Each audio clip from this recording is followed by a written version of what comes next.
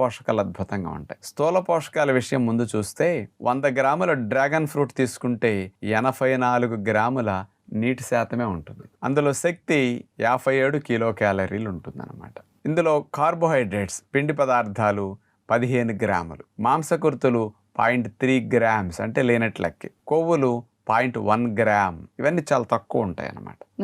పీచు పదార్థాలు 3 గ్రాములు, విటమిన్ సి 4 మిల్లీగ్రాములు, ఫోలేట్స్ 7 మైక్రోగ్రామ్స్, అట్లాగే విటమిన్ కే 4 మైక్రోగ్రాములు, విటమిన్ ఏ 59 ఇంటర్నేషనల్ యూనిట్స్.